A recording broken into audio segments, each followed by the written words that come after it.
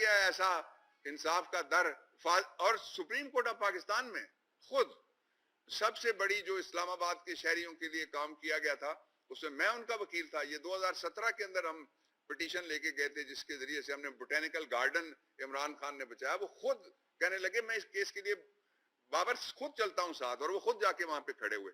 جو role of law کا چلتا پھرتا ایک تابعدار موجود ہے, وہ کسی گورنر پنجاب یا گورنر کے پی کی طرح یہ نہیں کہتا کہ مجھے نہیں پکڑا جا سکتا اگر میں نے آئین توڑ دیا اور میں نے کہا 90 دن میں الیکشن نہیں ہوں گے.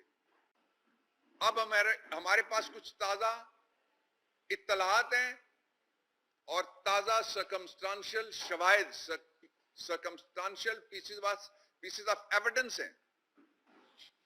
یہ دو چیزیں, شواہد ہمارے پاس ہیں کچھ, سرکمسٹانشل اس لیے کہ ہم تفتیشی ادارہ نہیں ہیں, سیاسی جماعت ہیں, اور دوسرا ہمارے پاس اطلاعات ہیں. ان کی بنیاد کے اوپر میں آپ کے سامنے یہ انتہائی سنگین اور حساس صورتحال آپ کے سامنے بیان کرنے پہ ہم مجبور ہو گئے, تاکہ قوم کو پتہ لگ سکے, پوری دنیا کو پتہ لگ سکے کہ کس طرح دوبارہ عمران خان کی جان لینے کی کوشش ہو رہی ہے.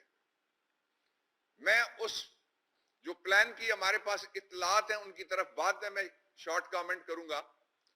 پہلے میں سرکمسٹانشل ایویڈنس کے کچھ پیسز آپ کے سامنے رکھتا ہوں جس سے اندھے کو بھی نظر آ جائے گا کہ ایک اور قاتلانہ حملے کی تیاری ہو رہی ہے. اور وہ قاتلانہ حملے کی تیاری کون کر رہا ہے, میں اس پہ بھی آخر میں جاؤں گا.